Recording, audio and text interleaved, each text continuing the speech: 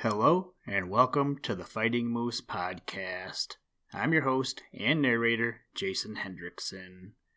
This is a podcast where I retell stories, some fictional and some historical, that can be enjoyed by people of all ages. So I thought about it, and I looked back on the episodes that I've done for the podcast for the month of November, and I realized that I had not done one about turkeys. I mean, Thanksgiving is in November. Turkey is usually associated with Thanksgiving. Why haven't I done a story about turkeys? I don't know. But today we fix that as we read the story Mother Turkey and Her Chicks from the book The Sandman's Hour, written by Abbie Phillips Walker. I hope that you had fun with your family and or friends yesterday. For us, we for sure did. We had a group of about 35 people at my wife's uncle's house, and it is always a good time when we all get together. For me, hanging out with family and friends is always a good way to just enjoy some time of fellowship. Hopefully you can get some fellowship time in between now and Christmas, when that rolls around in about a month or so. Now, let's turn to today's story. I hope you enjoy. Let's begin. Liftoff. We have a liftoff.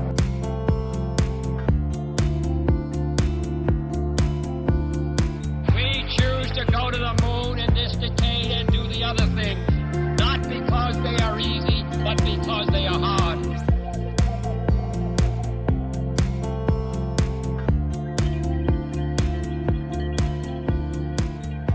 Mother Turkey and Her Chicks.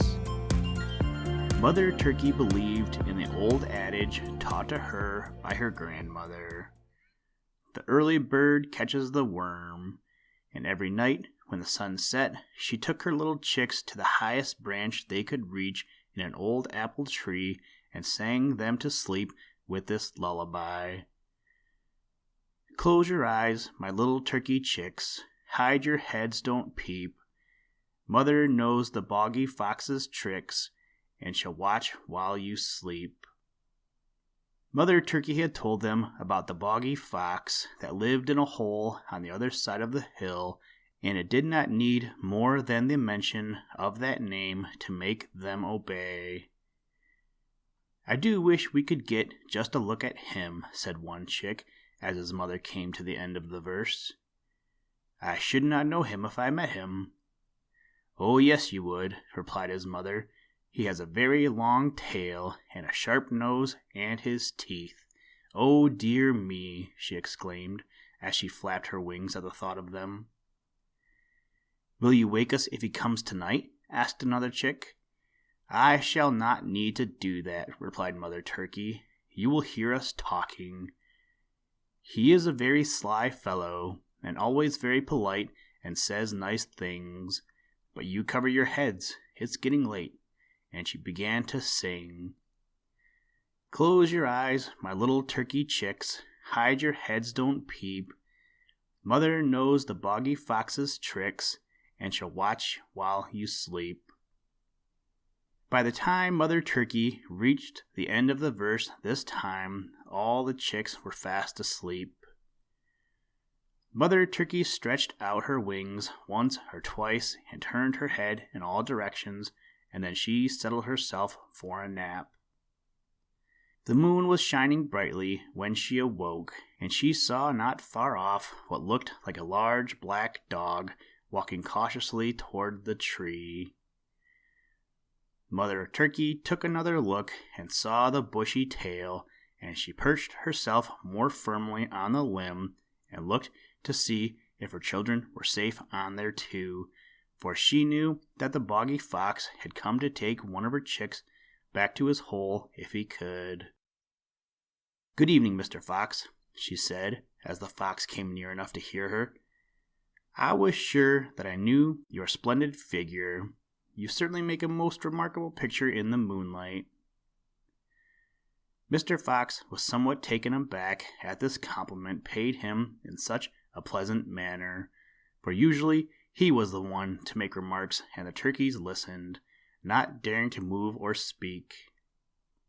He recovered from his surprise by the time he was under the tree, and said, "You are most flattering, Mistress Turkey, and I can only return the compliment by telling you that you are a picture yourself in the moonlight, sitting so stately on that limb. But if you would enjoy to the full extent this beautiful evening, you must come from the tree and take a walk over the hill." "No doubt you are right," replied Mrs. Turkey, "but I could not think of leaving my children alone." "I should be very glad to take care of the little dears while you are gone," said Mr. Fox, "and if you will have them come down beside me, I will tell them a story which I am sure will keep them interested until you return." By this time, the turkey chicks were awake and listening to what the fox was saying. He seemed so nice and polite that they quite forgot to be afraid, and when he spoke of telling them a story, one of them said, "Oh, please do go, Mother, and let him tell us a story. We'll be very good if you will." "You see, my dear madam," said the fox, "the little dears are quite willing to stay with me. Do go and enjoy the moonlight." Mother Turkey looked at her children in a way that plainly said to them, "Be quiet," and then she said to Mr. Fox, "I appreciate your kind offer, and were my children well, should be very glad to leave them with you, but they have been sick, and are so lean that I have to be very careful that they sleep and eat well, or they will not be fat by next Thanksgiving, and that would be a disgrace, you know."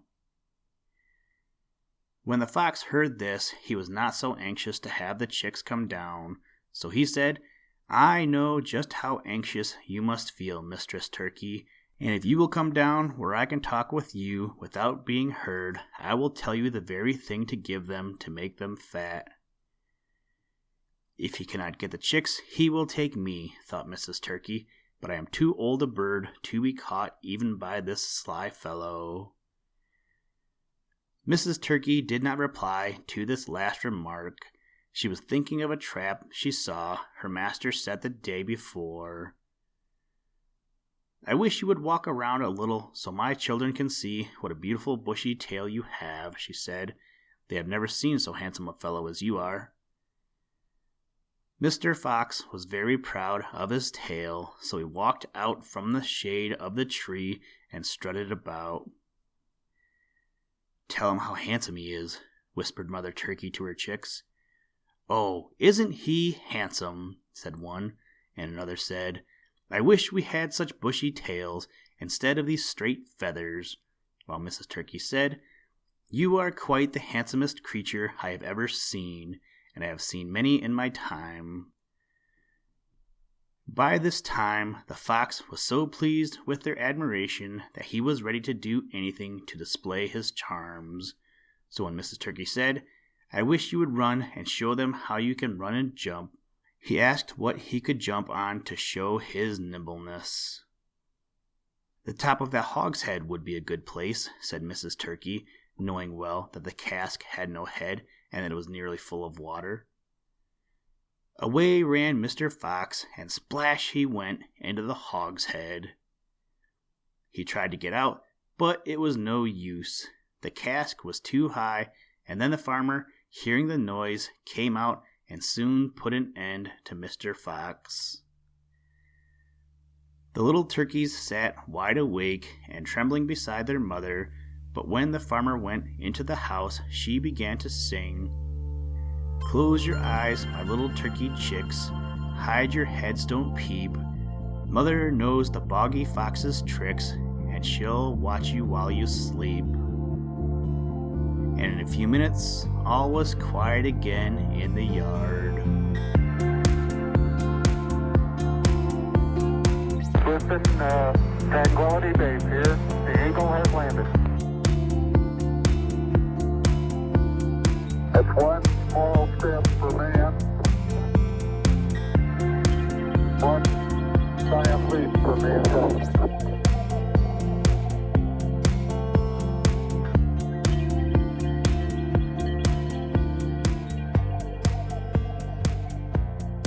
Thank you for listening to this episode of the Fighting Moose Podcast.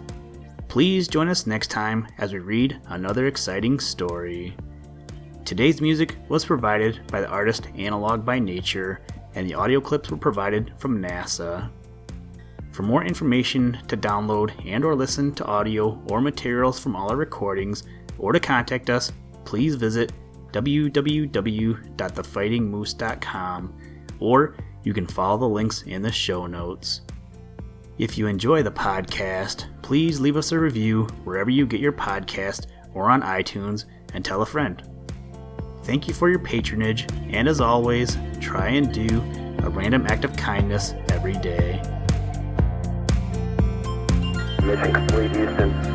After serving the world for over 30 years, the space shuttle turned its place in history and has come to a final stop.